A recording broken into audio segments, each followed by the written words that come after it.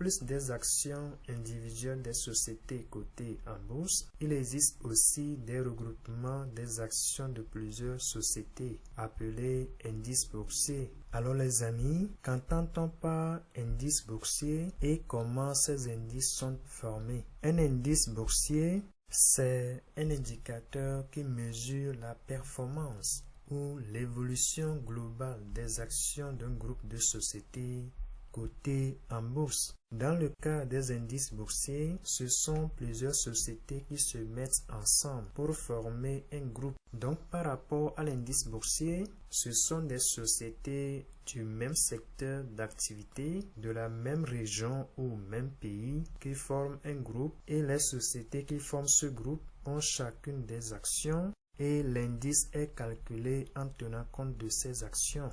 Par rapport au calcul de l'indice, on a trois manières de calculer l'indice boursier.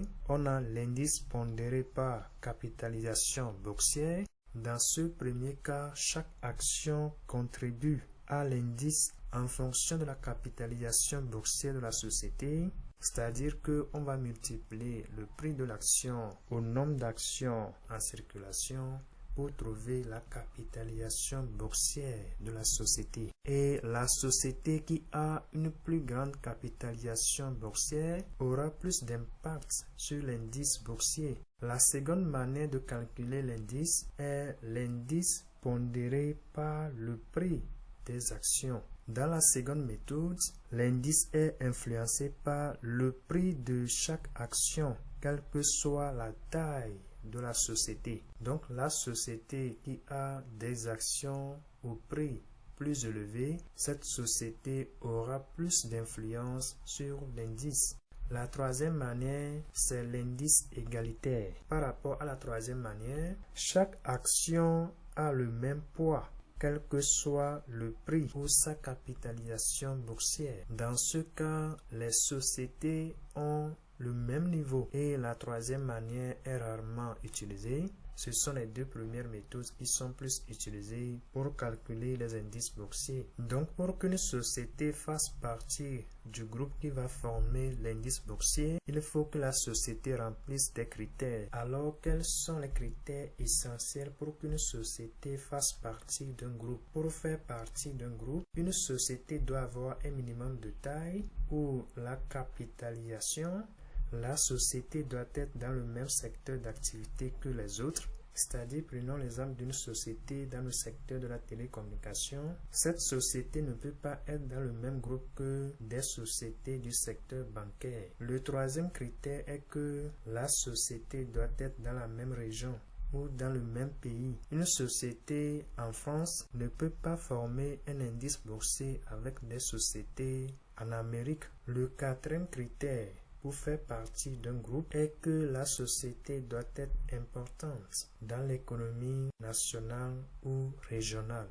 Comme l'indice reflète directement la performance des sociétés qui sont dans le groupe, lorsqu'on constate une hausse de l'indice, cela veut dire que le climat des affaires est favorable pour les entreprises ou les sociétés faisant partie du groupe. De même, une baisse de l'indice reflète généralement un climat des affaires défavorable pour les entreprises formant l'indice. Nous allons maintenant voir les principaux indices boursiers tradés partout dans le monde. Le premier indice que nous allons voir est le Dow Jones. Je rappelle que les indices que nous allons voir ici ne sont pas classés dans l'ordre d'importance. Donc par rapport à l'indice Dow Jones, qui est encore appelé Dow Jones Industrial Average, c'est l'un des principaux indices boursiers des États-Unis. L'indice Dow Jones mesure la performance de 30 principales sociétés publiques, ou bien on peut dire qu'il est calculé en utilisant les coûts de clôture de 30 plus grandes entreprises américaines. Le second indice que nous allons voir est le DAX. Le DAX est l'abréviation de Deutsche Aktienindex. Pour ceux qui parlent mieux l'allemand, désolé pour la prononciation. Le DAX, c'est un indice boursier allemand composé de 40 premières sociétés de premier ordre cotées à la bourse de Francfort. Le troisième indice que nous allons voir est UK 100. Son second nom est FTSE 100. C'est un indice boursier de l'Angleterre qui regroupe la moyenne de 100 actions de la bourse du Royaume-Uni. En plus de ces trois indices, nous allons aussi voir d'autres indices très importants pour les traders. Donc le quatrième indice que nous allons voir est le CAC 40. Le CAC, c'est l'abréviation de cotation assistée en continu. Donc c'est un indice de référence de la bourse de Paris. Le CAC 40 regroupe les 40 plus grandes entreprises cotées sur le marché Euronext Paris. Donc le 40 qui est devant CAC veut dire un groupe de 40 entreprises. Le cinquième indice boursier que nous allons voir est le Nikkei 225. Le Nikkei 225 est souvent appelé Nikkei. C'est un indice de référence de la bourse de Tokyo. L'indice Nikkei 225 mesure la performance de 225 plus grandes entreprises japonaises. Le sixième indice que nous allons voir est l'S&P 500. Le S&P 500 est l'abréviation de Standard & Poor's 500. Le Standard & Poor's, c'est le nom d'une société financière américaine qui a créé l'indice pour la première fois. La société Standard & Poor's est spécialisée dans l'analyse financière et la notation de crédit. Vous allez remarquer que c'est un nom composé. Au départ, c'était la société Standard Statistique et l'analyste financier Henry Vernon Poor qui se sont fusionnés pour former Standard & Poor's. Donc Poor ici ne veut pas dire pauvreté, mais c'est le nom de Henry Vernon Poor qui a été retenu ici. Vous allez remarquer qu'ils ont ajouté apostrophe S pour dire que c'est pour Poor. Donc c'est la fusion de Standard Statistique et Henry Vernon Poor qui a donné naissance à la société Standard & Poor's. L'indice a été créé par cette société au départ. Et maintenant, l'indice est composé de 500 entreprises. Donc l'indice S&P 500 mesure la performance de 500 plus grandes entreprises américaines. Vous allez entendre parler de la société Apple, de Microsoft Corporation, de Tesla, de Johnson & Johnson. Donc c'est ces grandes sociétés américaines qui composent le S&P 500.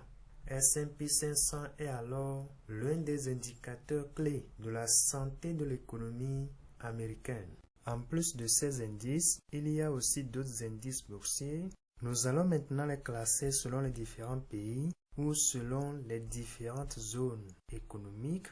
Du côté des États-Unis, nous avons le Dow Jones, l'S&P 500, le Nasdaq et le Nasdaq qui est National Association of Securities Dealers Automated Quotations.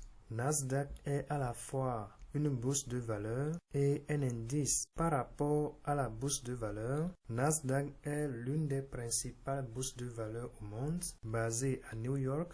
C'est l'une des premières bourses électroniques au monde lancée en 1971. La bourse de valeur Nasdaq fonctionne principalement via des systèmes de négociation électronique sans avoir de parquet physique comme la bourse de New York Stock Exchange. C'est sur la bourse de valeur Nasdaq que sont cotées certaines grandes sociétés américaines, à l'exemple de Google, Amazon, Microsoft, Tesla et Apple. Si on parle de Nasdaq comme indice boursier, on a deux types d'indices boursiers Nasdaq. On a Nasdaq Composite et Nasdaq 100. Nasdaq Composite inclut toutes les entreprises cotées sur la bourse de valeur Nasdaq. Et Nasdaq 100 inclut 100 plus grandes entreprises non financières cotées sur la bourse de valeur Nasdaq. Sûrement qu'on va revenir sur ça dans les vidéos concernées. En dehors de Nasdaq, on a aussi du côté des États-Unis l'indice boursier Russell 2000. En plus de Russell 2000, on a aussi Wilshire 5000. Du côté de l'Allemagne, on a le DAX, le MDAX, on a le TechDAX, on a aussi le SDAX. Du côté de l'Angleterre, on a UK 100, qui est à la fois FTSE 100, on a aussi FTSE 250, on a FTSE All Share Index, on a IEM Index. En dehors de ces pays, nous pouvons aussi citer quelques pays comme le Japon. Du côté du Japon, nous avons le Nikkei 225, le Nikkei 300, le Nasdaq, nous avons Topix qui veut dire Tokyo Price Index. Topix c'est un indice aussi très important. Il mesure la performance des entreprises cotées sur la bourse de Tokyo, c'est-à-dire la bourse Tokyo Stock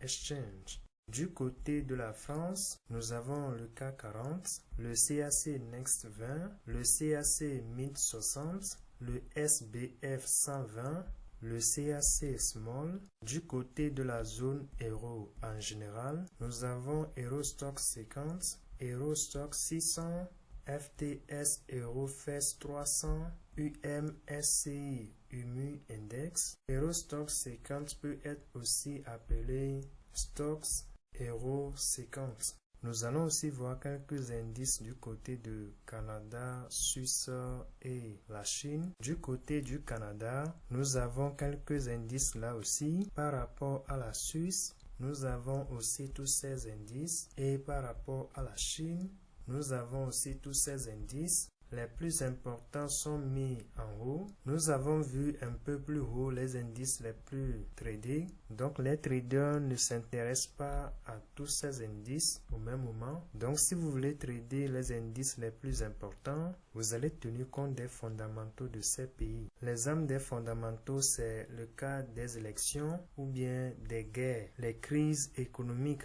et d'autres informations très importantes qui peuvent avoir des impacts négatifs ou bien positifs sur ces différents indices. Nous allons voir dans les vidéos spécifiques quel est l'impact de la hausse ou de la baisse des taux d'intérêt sur ces indices. Nous allons voir tous ces détails dans l'avenir.